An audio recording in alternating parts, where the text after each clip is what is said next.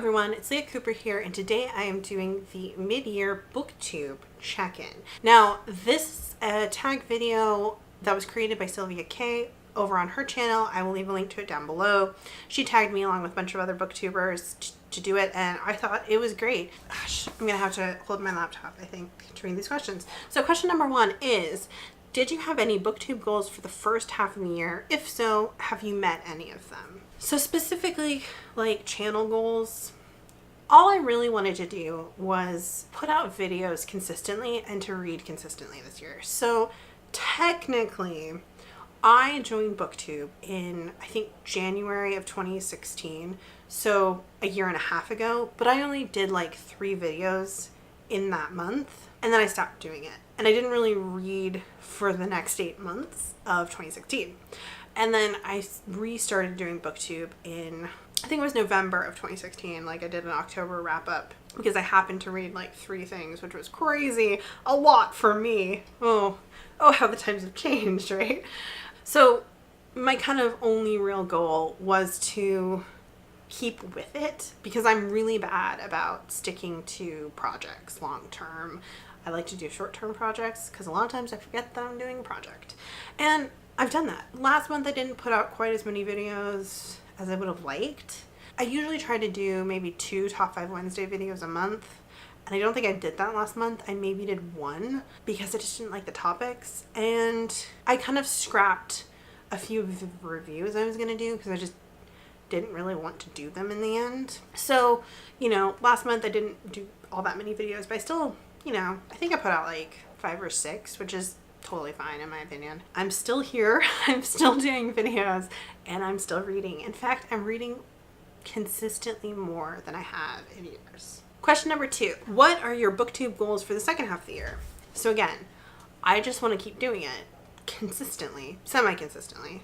And by consistently, I just mean like on average, I'd like to do 4 videos a month, which is like 1 video a week. I try not to go an entire week without a video. Sometimes that happens just because like I don't have anything to talk about. The only other goal I have is I've seen a lot of people do like discussion or no, I've seen a lot of people do kind of like chatty videos where they like make a cup of tea and chat. And I'd like to do something like that. I've kind of been tossing around the idea of doing like a weekly book chat happy hour where maybe like I make a cocktail and I chat about books, maybe do not full reviews, but like mini review discussions. That way my wrap-ups can be shorter. I would obviously like to grow the channel because I just want to engage more with people, and sometimes that's really hard. Like I have to shove down a lot of anxiety to comment on people's videos just because I'm like really shy person. I'm like really introverted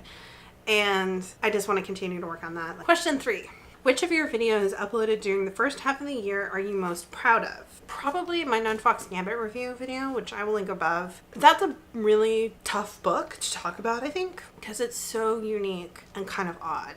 And I feel like I did a pretty decent job talking about it and like condensing it down into understandable parts and providing recommendations. So yeah, I kind of like that video. I mean, it's not anything crazy interesting. I also did a kind of discussion wrap up of 3 Jane Austen novels where I talked about Pride and Prejudice, Emma, and Persuasion, I believe. I don't think I talked about Northanger Abbey in that one.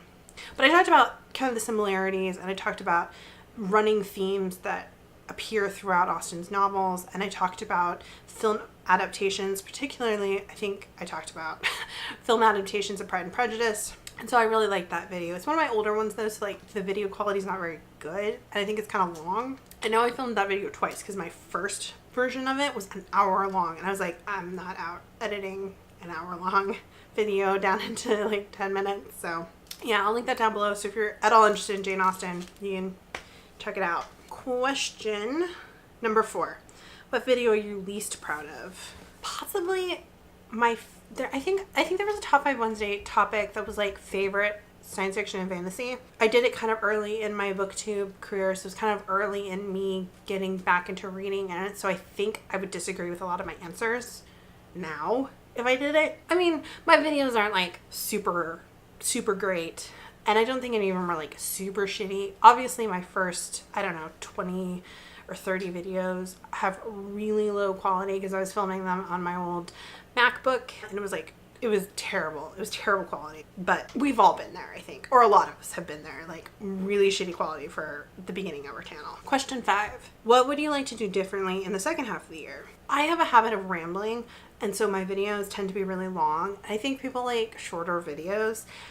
So ultimately, I want to try to do more concise videos. Obviously, I'd love to do single takes, or I would love to mess up less when I film, but I don't see that happening because I tend to stumble over my words a lot, and so then I have to repeat the thing that I'm saying and cut out stuff anyways. I tend to put long pauses in when I'm like thinking of something, so I don't see myself doing fewer takes, but I'd love to.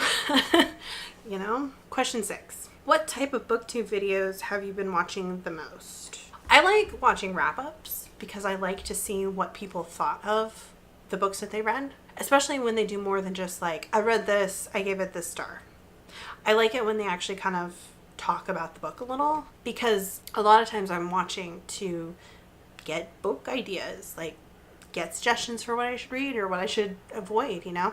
So I really like wrap-up videos. I kind of like Friday reads, where they're kind of a mixture of talking about what someone's read during the week and talking about what they're planning on reading in the coming week. I like those videos too. A couple of booktubers do them, like Winks and Katie Loves to Read. Question 7. What type of booktube videos have you been skipping a lot more than usual? And Sylvia mentioned this in her video, and that is I skip most of the unboxings, like Owlcrate. Don't care. Used to sometimes watch them, but that was when I was only like following a couple of booktubers, and so maybe only 1 or 2 of them would do an unboxing. I'm following a lot of booktubers now, and a lot more people have started doing them, and I just don't care, to be honest. I noticed this happened not last month, but it must have been the month before. Whenever the Upside Down Unrequited came in the Owlcrate box, there was such an oversaturation talking about that book. Not that it's a bad book, not that I don't think it should get a lot of people talking about it, but it's a YA contemporary, so I'm not going to read it, and I'm not really interested. And so to see everyone talking about it, and everyone, you know, unboxing it, and everyone raving about it, it was just way oversaturated. So now, like, when I see it pop up, I honestly just skip forward in the video, because what more can you say about it, you know? And I think that's kind of a common theme, especially in the YA realm of booktube, is we tend to see when when a publisher knows to send a book out to a bunch of booktubers, we suddenly see it pop up on 30 channels, you know? And it's like, I might want to hear about it once, but I don't want to hear about it 30 times.